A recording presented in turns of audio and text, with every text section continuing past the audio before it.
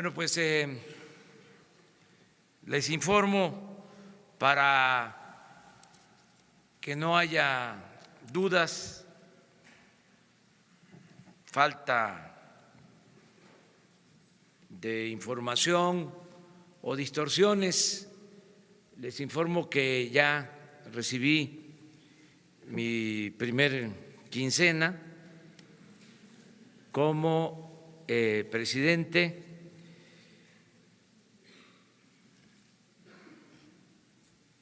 Esto es lo que me dieron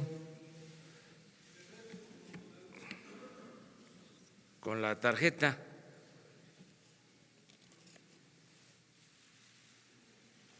Por la quincena, 76,159 pesos con 59 centavos. O sea que me rayé. Pero esto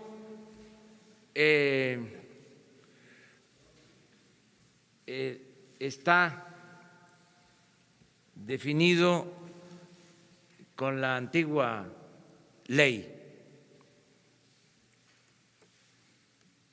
Por eso voy a devolver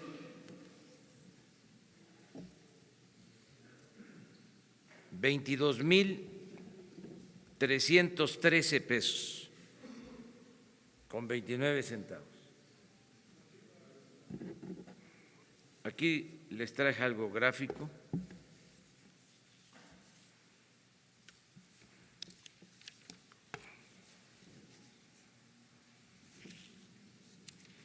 Mejor dicho, ya lo devolví a la tesorería.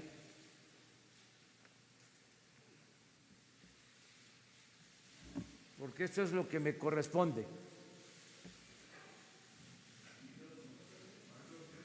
53,846 pesos con 30 centavos.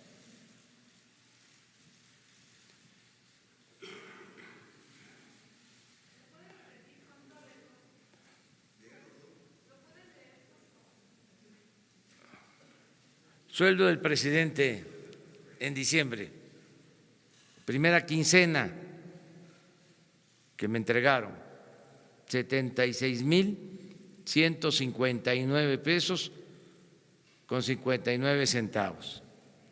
Esto es el ingreso neto. De acuerdo a la ley, cumpliendo con la Constitución, con el artículo 127 de la Constitución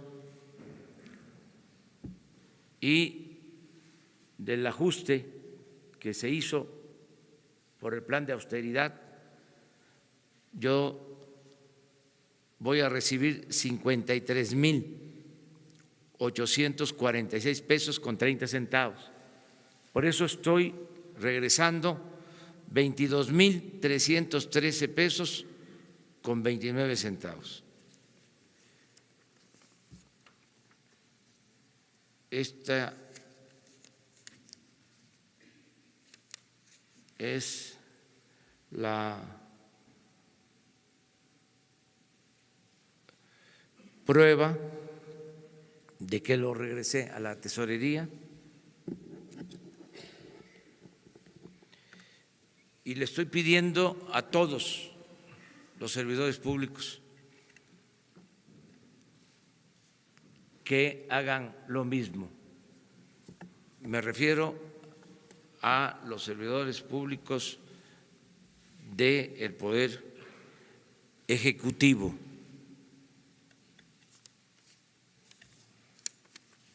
Lo aclaro porque si no se malinterpreta y es mejor cuentas claras y chocolate espeso. Todavía no, esta es la quincena. Voy a hacer lo mismo, vamos a hacer el ajuste en general y se va a cumplir con el plan de austeridad. Esto nos permite ahorrar para tener recursos suficientes y financiar el desarrollo, apoyar las actividades productivas, crear empleos. Nos permite apoyar la educación, la salud, el bienestar. Yo quiero recordar de que cumplimos con el compromiso de no aumentar la deuda, de no financiarnos con deuda. Cumplimos el compromiso de no aumentar impuestos en términos reales, de no crear nuevos impuestos.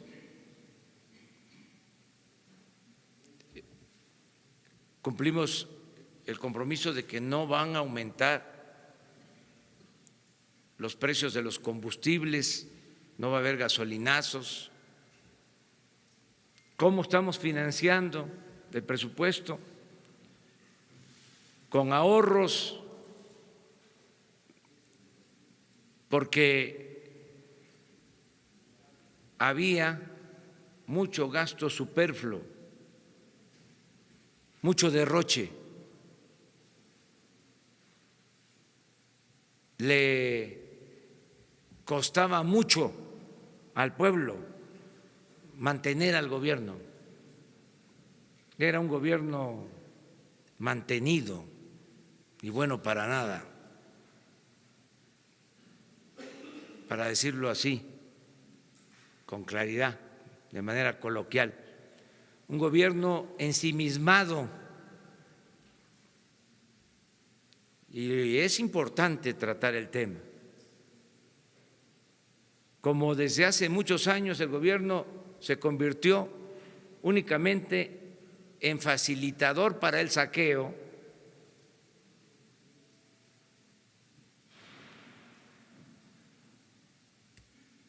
le pagaban muy bien a los altos funcionarios públicos. Los trataban con privilegio. Era una democracia, era una burocracia dorada.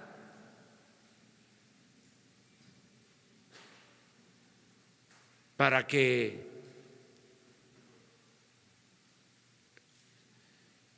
no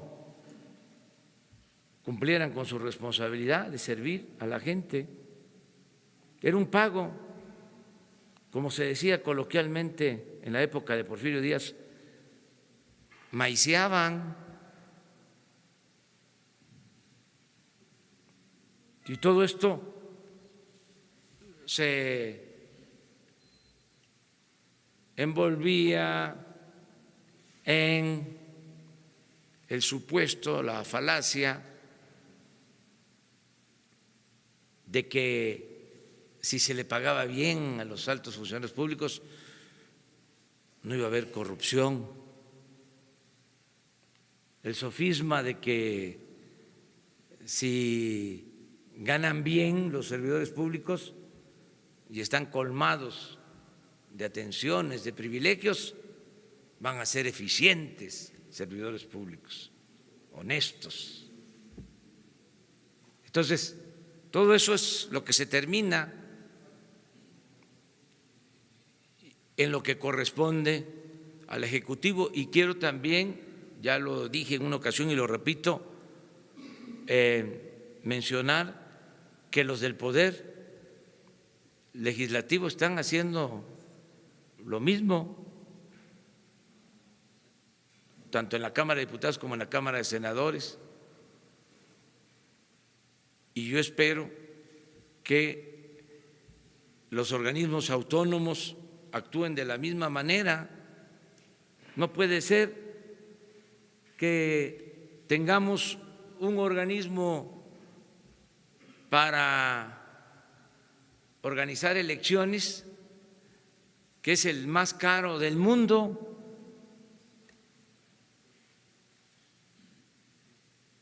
¿Qué es tan complicado organizar una elección limpia y libre?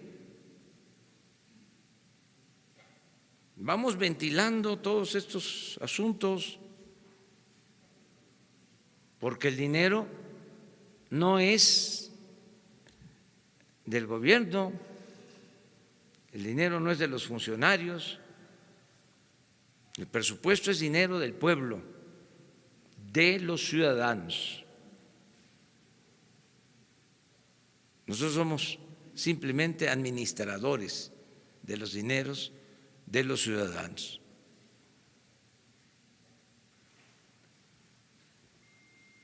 Ese es el cambio, entre otras cosas, porque ayer estaba yo leyendo en la prensa fifí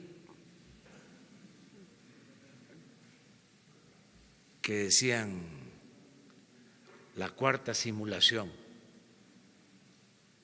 en vez de decir la cuarta transformación. Creen que somos iguales.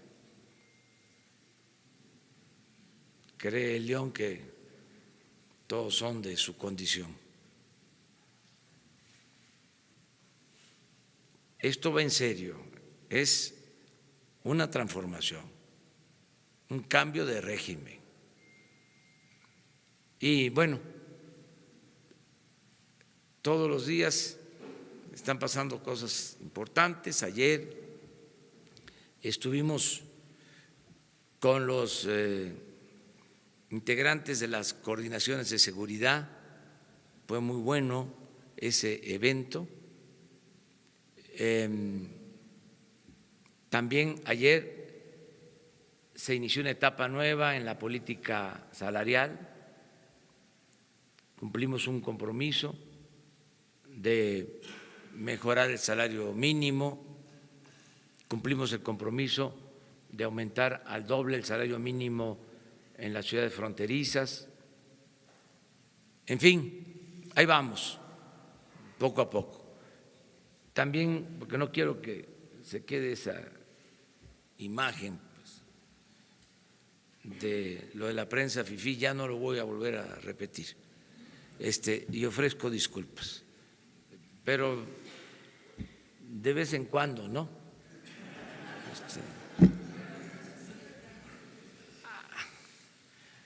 Denme esa licencia.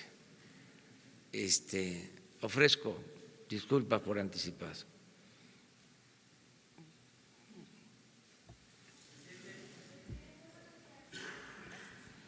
Janet López Ponce de Milenio. Dos temas, presidente. El primero, las universidades siguen inconformes por este tema en cuanto a la reducción del presupuesto a las universidades, más que al tema educativo que usted hablaba ayer de becas. Incluso están convocando ya a una manifestación el próximo jueves, que sería la primera manifestación pues ya de organismos en su contra. Preguntarle qué opina de esto, si va a hablar con los rectores de estas universidades. Y en un segundo tema, en Milenio publicamos que la Cruzada Nacional contra el Hambre pues resultó un fracaso en la mayoría de los municipios en los que se aplicó, incrementó la muerte en niños por desnutrición y además hay 13 denuncias porque hay alrededor de 1,000 millones de pesos desaparecidos de este programa. ¿Qué va a pasar con este programa? ¿Cómo se va a sustituir en el nuevo gobierno y cómo van a dar seguimiento a estas denuncias? Gracias. Bueno, el tema de la educación, puedo decirles que es de los ramos que más presupuesto público va a manejar. El tema de educación implica una inversión que no gasto de alrededor de 500,000 millones de pesos y creció el presupuesto educativo. hay esta inconformidad porque hubo pues una reasignación del presupuesto y se aplicó el plan de austeridad en todo el gobierno. Hay disminución en el pago de sueldos de los altos servidores públicos y en otros gastos de operación. De todas maneras, se va a hablar con los rectores para explicarles, para informarles, para escucharlos. Es una obligación que tenemos y también que se tome en cuenta que la facultad de aprobar el presupuesto es de la Cámara de Diputados, es facultad exclusiva. Nosotros presentamos una propuesta y al final va a ser la Cámara de Diputados la que va a aprobar en definitiva el presupuesto. Sobre las manifestaciones, están en todo su derecho. Nosotros siempre vamos a garantizar el derecho a la manifestación, a la protesta, el derecho a disentir con toda libertad. Nosotros siempre ejercimos ese derecho. Además, la libertad no se implora, se conquista. Entonces, si hay inconformidades y protestas, pues es normal. Lo que hay que buscar es el diálogo y que todo se resuelva, pues como decía Juárez, con la razón y el derecho. Acerca de lo de la evaluación de la política para combatir el hambre, pues no tengo todos los elementos, por eso no puedo opinar más. Qué bien que los medios están haciendo estos reportajes, estas evaluaciones de programas, que la vida pública sea cada vez más pública,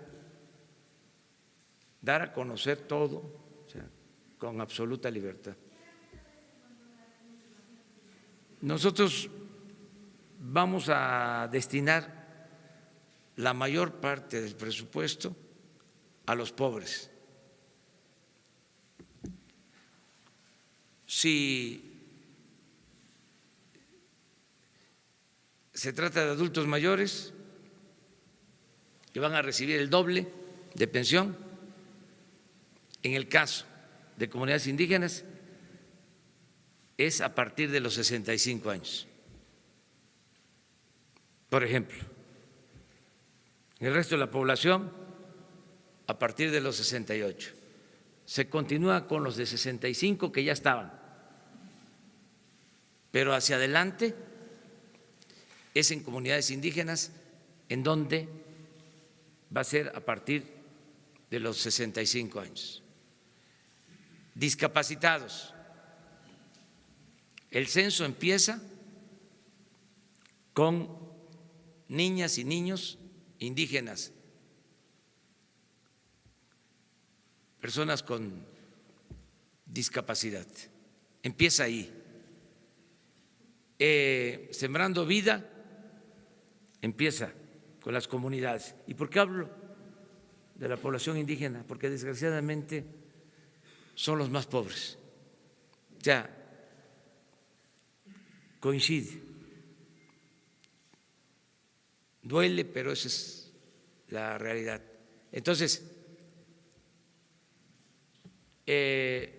la canasta de alimentos básicos que se va a distribuir a precios bajos, que son 40 alimentos.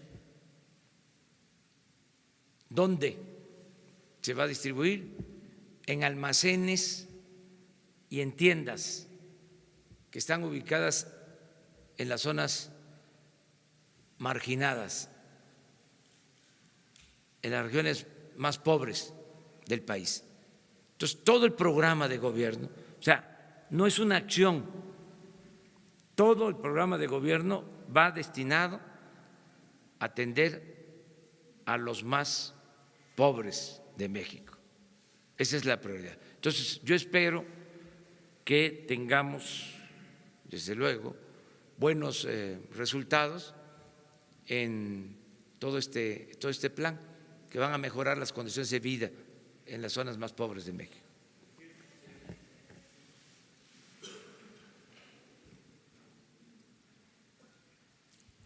Gracias, buenos días. Atlante Muñoz, Canal 11. Presidente, hablando de salarios, ¿usted está satisfecho con la asignación al salario mínimo que se dio a conocer el día de ayer?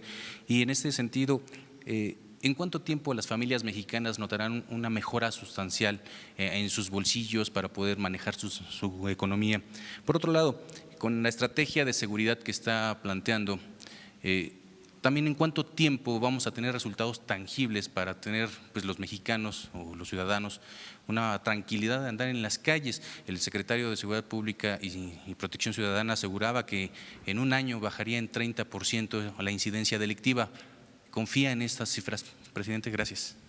Sí, en el primer caso les digo que fue un día importante ayer, porque ya llevaba mucho tiempo, años, que no aumentaba el salario mínimo en la proporción que se anunció el día de ayer, 16%.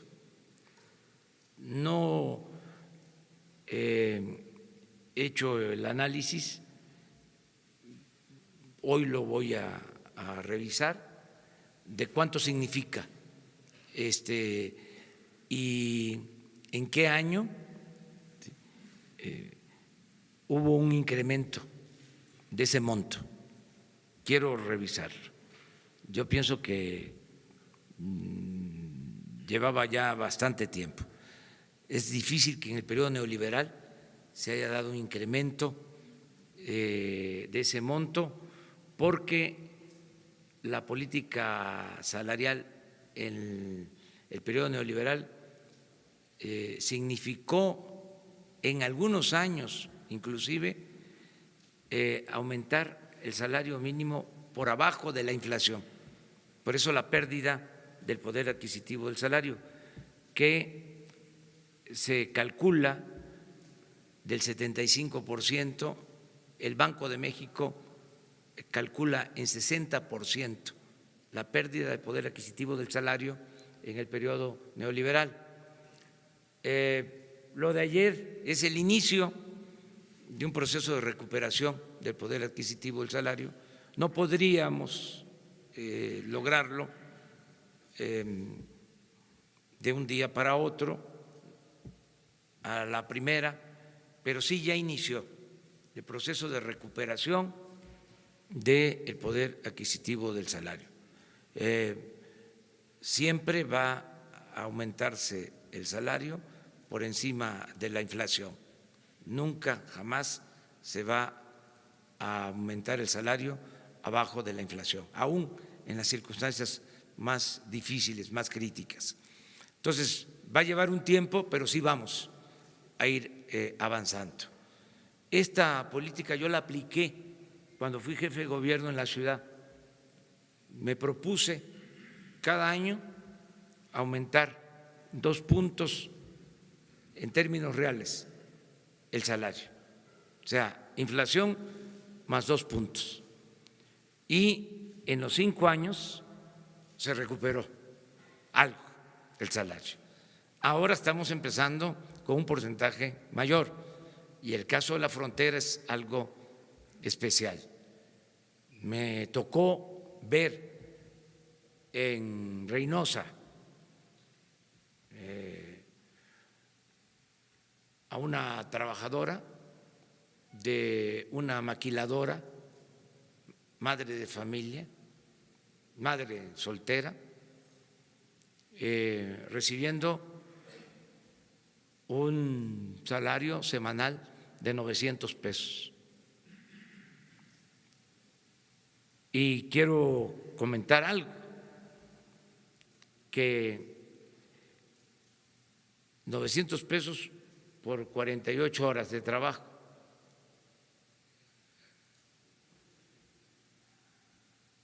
seis días de trabajo pagados de lunes a sábado. Pero en esa maquiladora eran 4 días de trabajo de 12 horas diarias, de 7 a 7. Me impactó por los hijos. ¿Con quién dejan los hijos? En algunos casos hasta encerrados, o con vecinos, con familiares. Por eso mantuvimos el programa de estancias infantiles, que va a seguir teniendo presupuesto para madres trabajadoras. Pero esta es la realidad, esa es la realidad. Entonces, al aumentar el salario mínimo, ya esa mamá soltera ya no va a ganar esa cantidad, va a ganar ¿qué será? Como un 70% más de los 3.600, un 50% más. Estamos hablando de maquiladoras. Entonces, yo siento que esto va a ayudar en recompensa a inversionistas, va a bajar el impuesto sobre la renta y en apoyo a todos los consumidores, que espero que se traslade el beneficio de los consumidores. En la frontera baja el IVA del 16 al 8%. Entonces, vamos a evaluar esta política de la franja fronteriza, si nos da resultados, porque pensamos que va a haber más inversión y vamos a tener más crecimiento económico, y esto va a permitir al empresario pagar mejores sueldos y también vamos a tener una mejor recaudación que compense la disminución en el pago de contribuciones. Eso es lo que se está planteando ahí. Y en cuanto a seguridad, pues yo espero tener resultados pronto. Ayer lo decía, tenemos ventajas. Una ventaja es que ya estamos trabajando de manera coordinada. No se hacía así. El Ejército hacía su trabajo, la Marina hacía su trabajo por su cuenta, la Policía Federal lo mismo, las policías ministeriales, y ahora hay coordinación. Esa es una ventaja, eso nos tiene que dar resultados. Otra ventaja que tenemos es de que estoy atendiendo el problema de inseguridad todos los días. Antes no era así, no era de reuniones de gabinete de seguridad de 6 a 7 de la mañana con los secretarios. Esto nos va a permitir darle seguimiento al problema y atender lo que se requiera. tomar decisiones. Esa es otra ventaja. Tercer ventaja es de que ya se está por integrar la Guardia Nacional y va a contarse con más elementos, ¿sí? Que eso es importante también. Y otras ventajas, por ejemplo, no permitir la corrupción,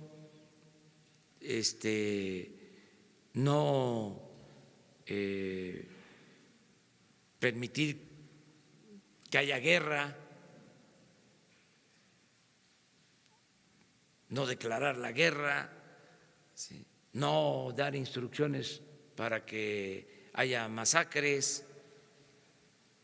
Todo eso nos va a ayudar y sobre todo,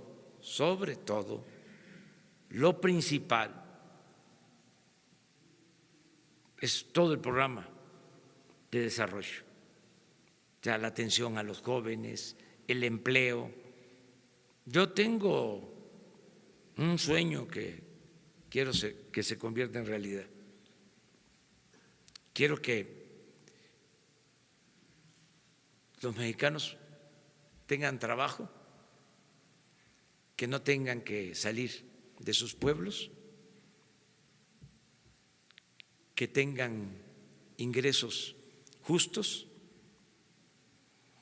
y que empiece a escasear la fuerza de trabajo y que ya nadie quiera irse a trabajar a Estados Unidos y que entonces los convenios con Estados Unidos sean para que vayan los mexicanos a trabajar,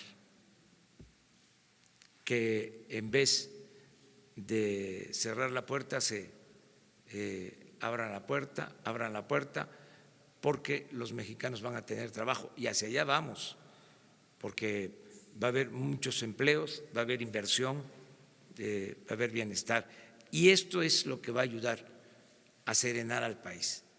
Siempre he pensado que la paz y la tranquilidad son frutos de la justicia. Si hay trabajo, va a haber paz y va a haber tranquilidad.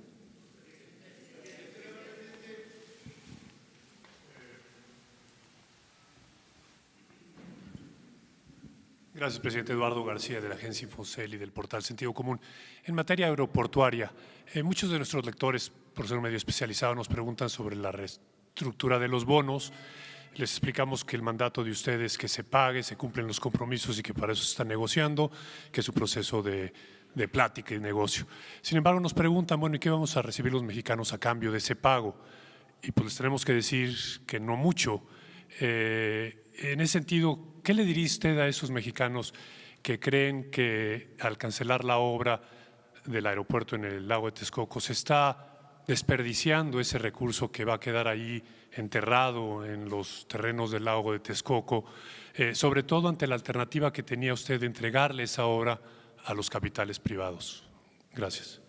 Bueno, yo podría decir dos cosas.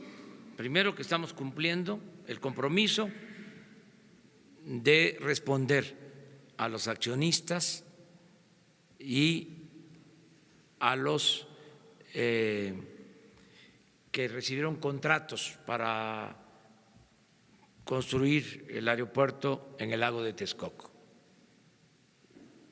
Estamos cumpliendo con ese compromiso. No estamos despojando a nadie. Segundo,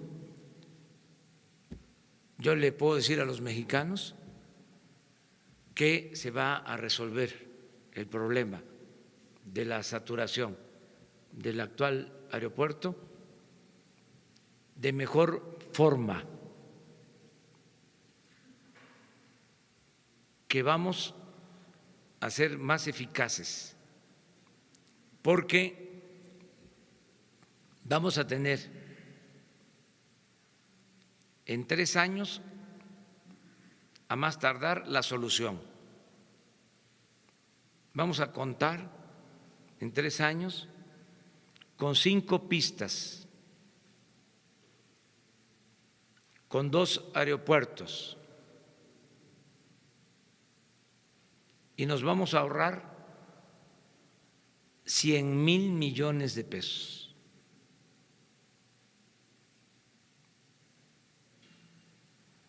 Y todo lo que se va a hacer va a tener como distintivo la calidad. No va a haber riesgos de hundimientos.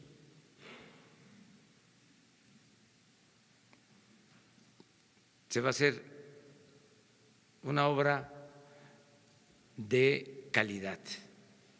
Eso es lo que puedo decir. No quiero profundizar más sobre este tema porque hay una negociación, si se puede decir,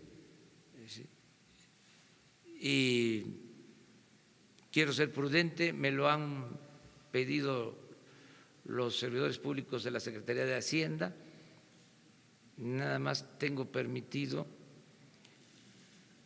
externar de que se va a respetar las inversiones en bonos y se va a responder a los que tienen contratos, que no se va a afectar y que la nación,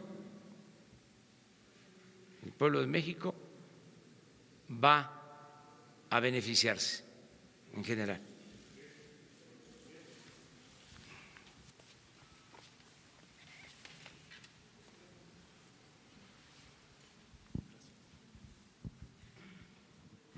Buenos días, Ernesto Ledesma de Rompeviento TV.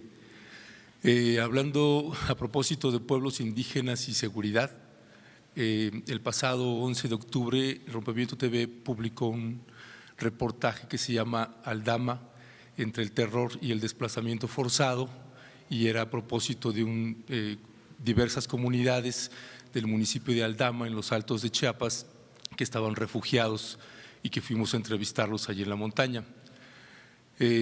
Los disparos cesaron unos días después y las comunidades pudieron regresar a sus comunidades. Los pobladores, pudieron regresar a su comunidad. El 12 de noviembre nuevamente iniciaron los disparos y otra vez había desplazamiento. Volvimos a publicar un reportaje que se llamaba Aldama, ¿dónde está el gobernador Manuel Velasco Coello?, porque no se aparecía por ningún lado a petición de las propias comunidades desplazadas. Hace 2 días, otra vez los disparos se incrementaron. Fue asesinado el señor Martín Ruiz Santis del poblado de Cocó y era uno de los que habíamos entrevistado en la montaña.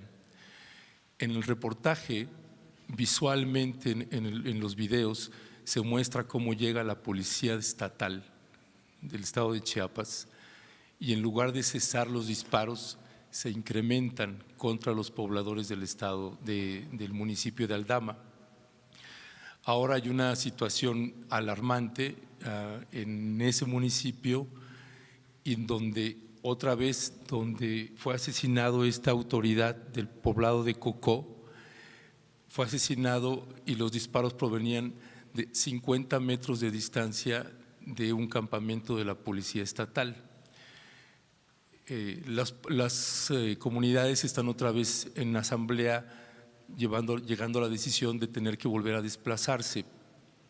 ¿Cuál es ahí el papel que va a jugar el gobierno federal frente a una autoridad estatal que ni con Manuel Velasco Coello ni con Rutilio Escandón le están dando una solución? Y quienes tuvimos la oportunidad y quienes tuvimos la desgracia también de poder cubrir momentos como el de Acteal en el 97, nos recuerdan mucho esos escenarios. ¿Cuál es el papel del gobierno federal para intervenir en casos de esta naturaleza? 2, es sobre el método de las consultas de su gobierno. Por ejemplo, lo del Tren Maya y particularmente el corredor transísmico, donde es otra vez, como en otro momento era una parte del Plan Puebla-Panamá, que era bajar la frontera y ponerla ahí en medio, crear fábricas o empresas, y los propios pobladores dicen, es que ni siquiera tenemos un espacio donde podamos explicar por qué no estamos de acuerdo. Dice, no somos adversarios del presidente ni nada, simplemente queremos tener un espacio público donde los medios nos puedan retomar y podamos tener la posibilidad de explicar por qué no estamos de acuerdo con proyectos de esa naturaleza, poniendo ejemplos como que si van a poner fábricas, ¿quién dice que nosotros queremos trabajar en maquiladoras o en fábricas? Entonces precisamos de una consulta en donde realmente se nos consulte a las poblaciones afectadas. Son los dos puntos. Sí, mira, acerca del primer punto, yo te pido que terminando la reunión, este encuentro, esta conferencia, nos des toda la información, y le voy a pedir a Alejandro Encinas que te atienda personalmente para este asunto, porque sí tenemos nosotros la obligación de intervenir y pedirle al gobierno de Chiapas que haya una respuesta. Cerca de las consultas, se están haciendo las consultas, yo hablo permanentemente con la gente. Voy ahora, el fin de semana, a Oaxaca. Voy a estar 3 días en Oaxaca y voy a estar precisamente en el Istmo, y voy a eso, a hablar con la gente. Y los que están trabajando en estos proyectos tienen la indicación, la orientación de escuchar a la gente, y no se va a hacer absolutamente nada en contra de la voluntad de los pueblos. O sea, de eso puedes estar seguro. Vamos a ser nosotros muy respetuosos de el sentir de las comunidades, y no es solo el poner las fábricas en el Istmo, es apoyar a los productores de café, apoyar a los productores de cítricos, apoyar a los productores de maíz, es sembrar árboles frutales, maderables. Son muchas acciones que tienen que ver con la vocación productiva de las regiones y de acuerdo a la idiosincrasia de los pueblos. O sea, no hay problema. En este caso, también lo diría de manera respetuosa, no somos iguales. O sea, yo vengo de trabajar en comunidad hace 40 años, un poco más. ¿Sí? Trabajé de 1977 a 1982, 6 años en comunidades indígenas. Sé de lo que se trata, no es una cosa ajena, no soy fifí, vengo de abajo, ahora me tengo que vestir así por la investidura, pero sé lo que es trabajar con los pueblos, ¿sí?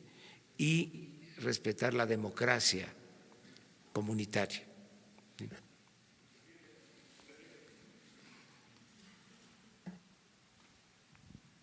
Buen día, Edmundo Morelos de SDP Noticias.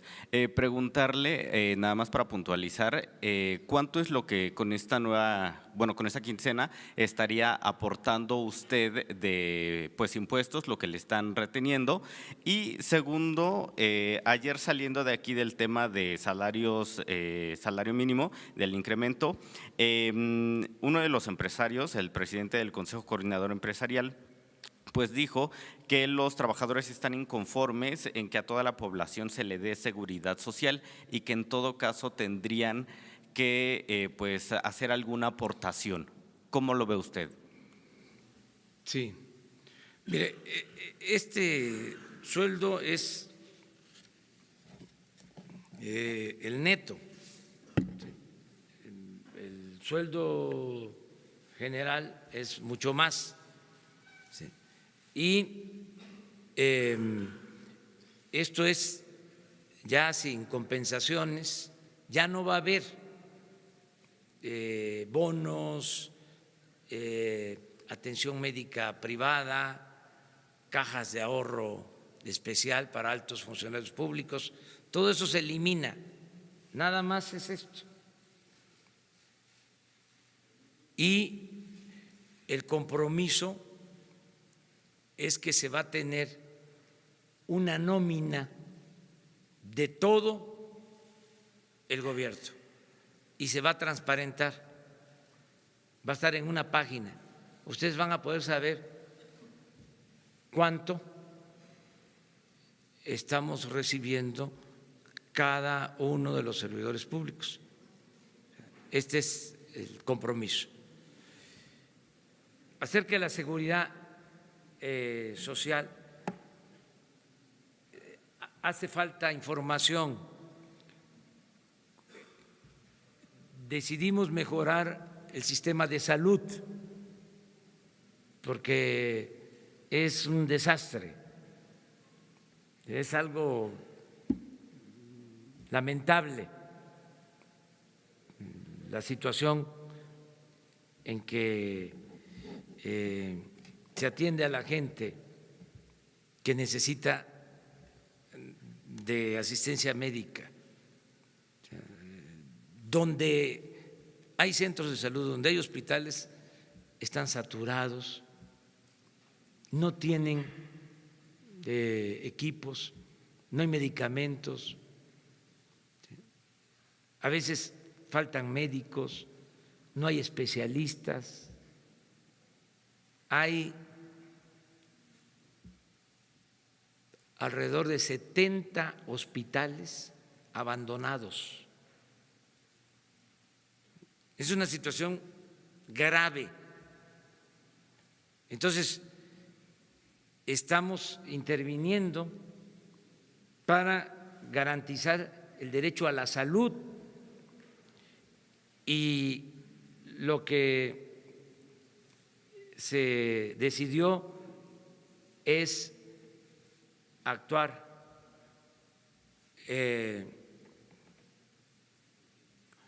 paulatinamente, porque es tan grave el problema que no podríamos resolverlo así de un día para otro. Entonces vamos a trabajar para crear un nuevo sistema de salud, empezando por 8 estados. Cada 6 meses se van a incorporar 8 estados. Eso no significa que empezamos con los 8 estados del sur y del sureste y que se va a abandonar el resto, no, va a seguir dándose la atención que se da hasta ahora, que estamos conscientes no es lo mejor, pero en los 8 va a cambiar completamente, ¿sí? Porque ahí vamos a federalizar los servicios de salud. ¿Qué significa esto? De que los centros de salud que están ahora manejados por los gobiernos estatales, las unidades médicas rurales, los hospitales de segundo nivel, van a pasar a formar parte del programa, se van a integrar los servicios. En el caso de el seguro social, que yo creo que a eso se refería el presidente del Consejo Coordinador Empresarial, no va a haber la obligación del Seguro Social de atender a los enfermos solo en el caso de emergencias. vamos a poder atender a la población sin seguridad social, que es la que necesita más atención médica, con el sistema de salud pública que se va a mejorar.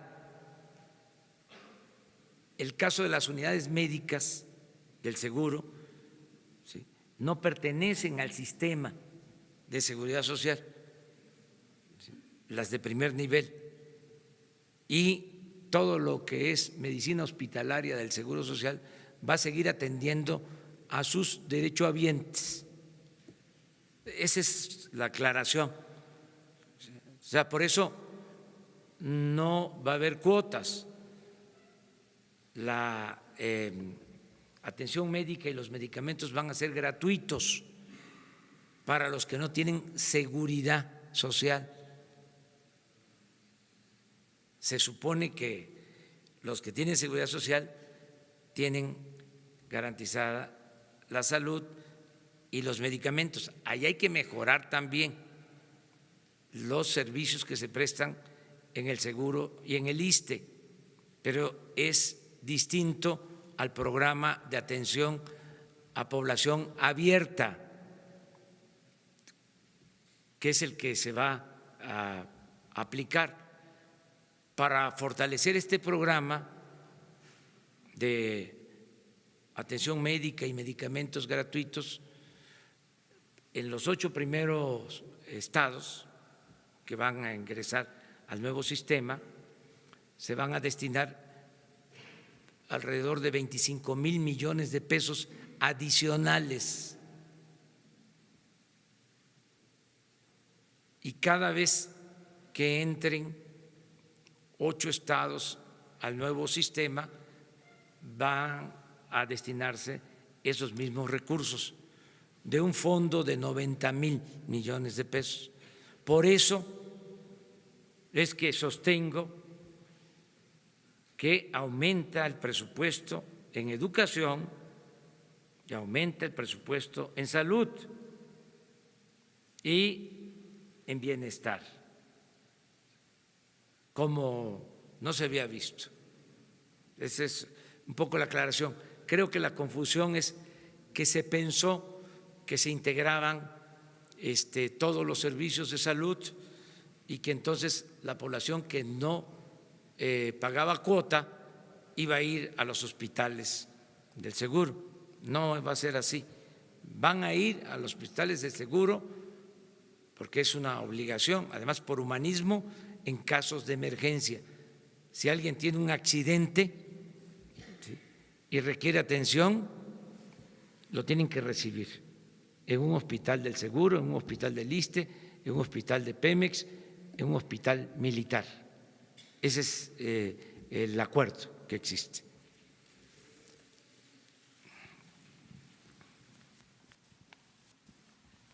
Tres más, ¿no? Buenos días, señor presidente. Ricardo García, de Revolución 3.0. Dos temas. Primero, en torno al presupuesto de educación. Ya lo mencionó mi compañera, hay una reducción en cuanto a universidades públicas, pero al mismo tiempo hay un aumento en becas de CONACYT y un aumento al presupuesto de la SEP. Quisiera que me pudiera explicar un poco, bueno, para nuestros lectores, cómo es esta nueva redistribución que hará en torno al presupuesto de educación. Y por otro lado, la semana pasada, cuando presentó la derogación de la reforma educativa, habló de la posible liberación de 2 presos políticos que habían estado involucrados en lo que había ocurrido. Paralelamente, la senadora Nestora Salgado presentó el día sábado, me parece, un listado, y el Comité Ceres una iniciativa de ley en el Senado para la liberación de estos presos políticos. Quisiera saber si hay algún avance, si nos puede comentar algo al respecto, y bueno, sería todo. Gracias. Sí, acerca de esto último, ofrezco que mañana o pasado la secretaria de Gobernación les informe. Ya están saliendo los presos políticos. Estamos cumpliendo ya con ese compromiso se están haciendo ya los trámites en todos los casos. Ya estamos en eso. En el tema educativo, yo creo que va a meritar también que se les dé una explicación aquí. Le voy a pedir al secretario de Educación que les exponga sobre el presupuesto. Esto va a ayudar mucho a tener más claridad sobre el presupuesto. Miren, yo estaba haciendo cuentas y nada más en becas para nivel medio superior, que hay universidades que tienen nivel medio superior, por ejemplo la UNAM, ¿sí? Tiene nivel medio superior, tiene CCH y tiene las prepas.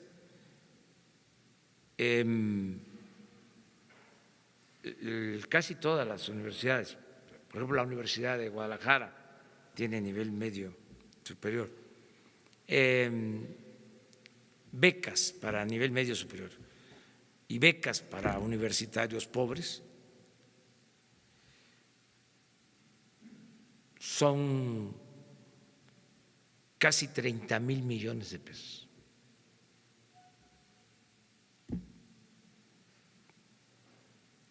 Que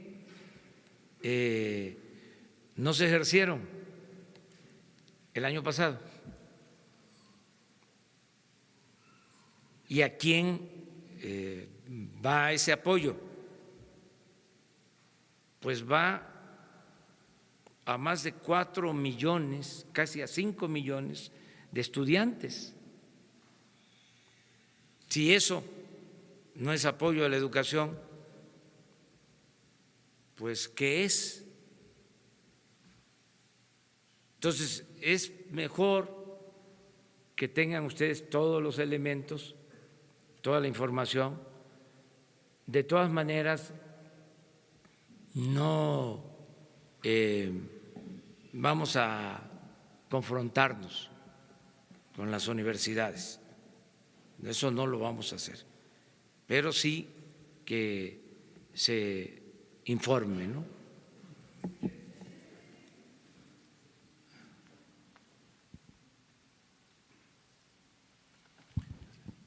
Buenos días, Alfredo Páez de la revista El Big Data MX.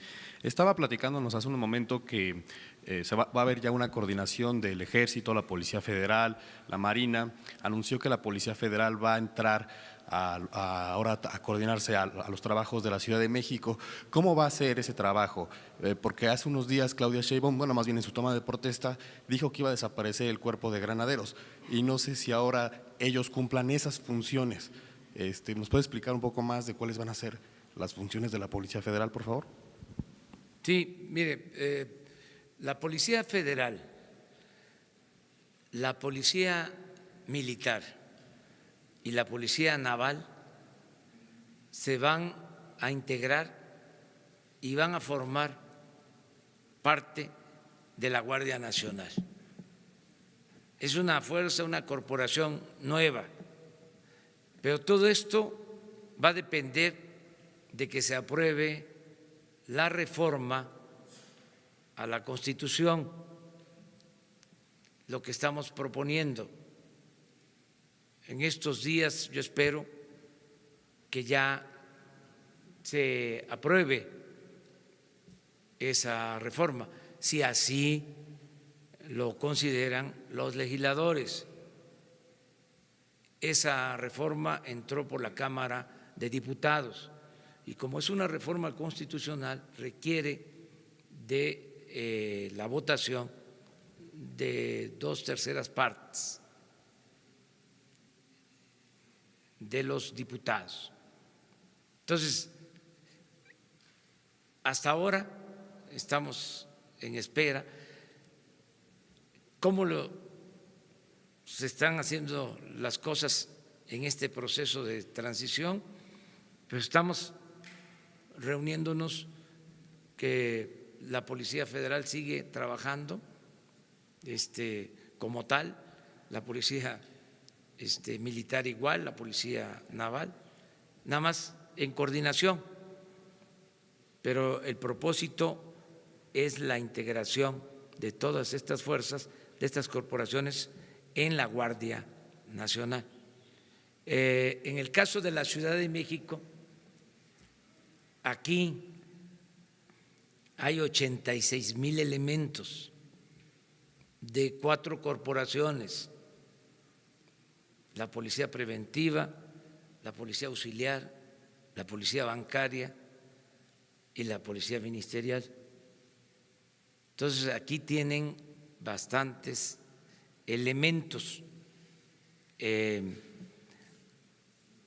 pero también hay el compromiso de trabajar de manera conjunta para garantizar en la capital, en la Ciudad de México, la paz y la tranquilidad. Estamos trabajando de manera coordinada con la jefa de gobierno, con Claudia, en este tema.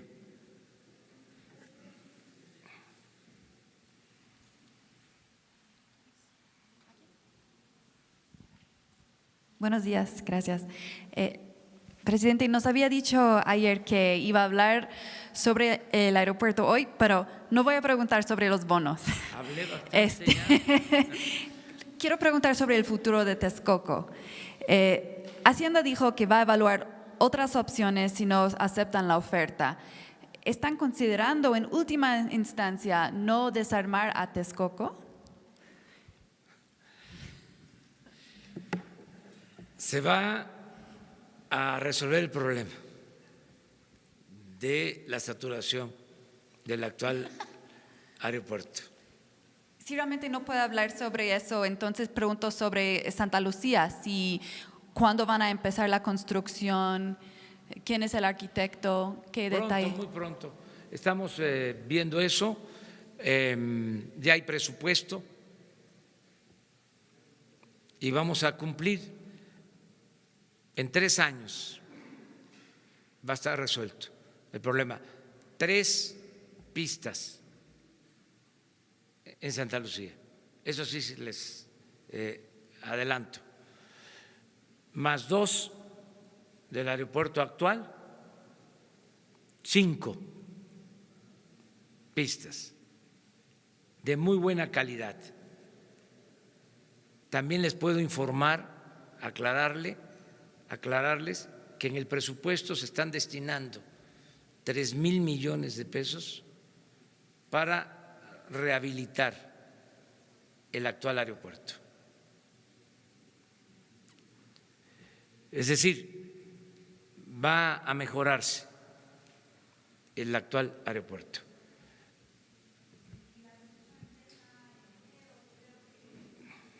Pronto, muy pronto. Pronto. Ya terminamos con ella, ¿no? Ya, mañana. ¿Saben qué podemos hacer?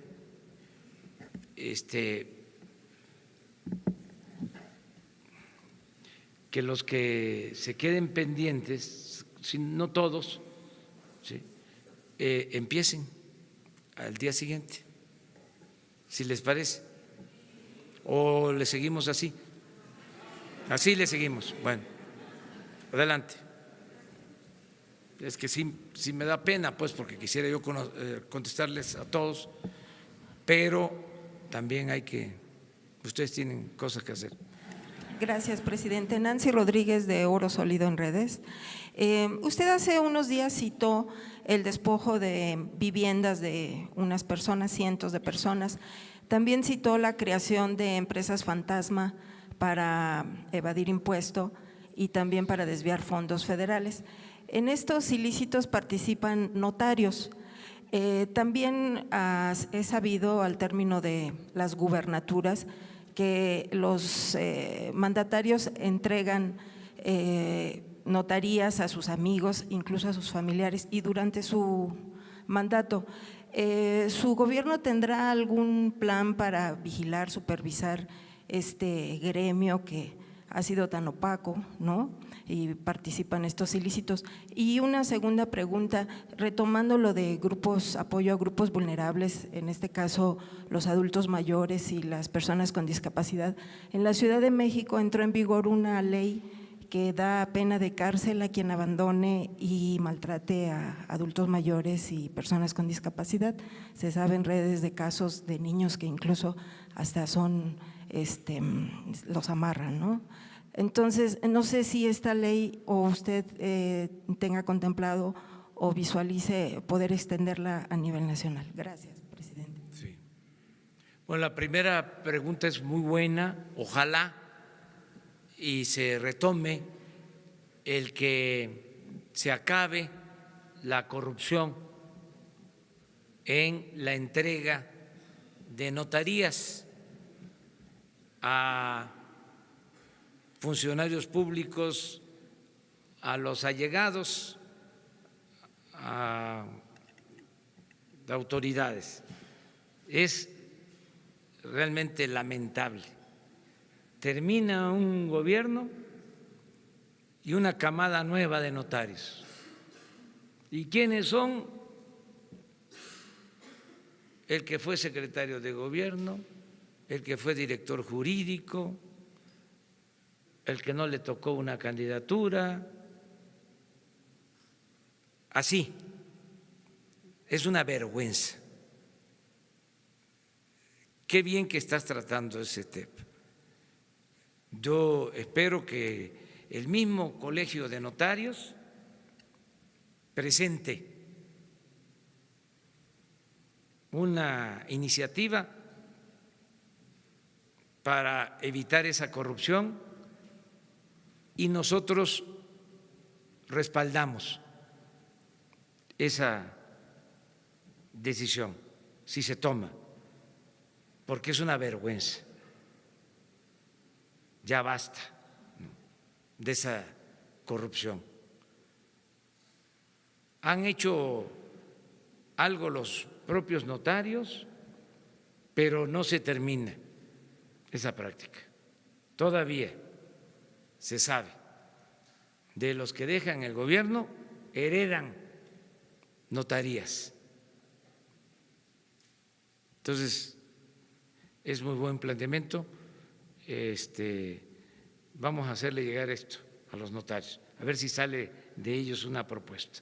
Yo creo que sí, porque además les conviene para que ya no sigan proliferando tantas notarías. Hay ya lugares en donde existe saturación de notarios por estas prácticas. Y lo segundo que planteas también es muy bueno, el que se pueda federalizar, es decir, que en todo el país puedan haber castigos para quienes maltratan a adultos mayores y a personas con discapacidad. ¿Sí? Los dos casos. Aquí, además de que queda la constancia, porque se graba todo, hay un sistema que ya existía de grabación, que por cierto son muy buenos los camarógrafos, porque antes yo enviaba mis mensajes con el teléfono, ¿sí? Y ahora ya está de cámaras profesionales y puro especialista. Entonces queda todo grabado y hay testimonio, y todo esto, por ejemplo, que ustedes plantean como lo que tiene que ver con tu petición para que intervenga la Secretaría de Gobernación para la defensa de derechos humanos, Alejandro Encinas, todo esto se atiende de inmediato. Y si no, aquí nos vamos a estar viendo todos los días. Muchas gracias, muchas gracias.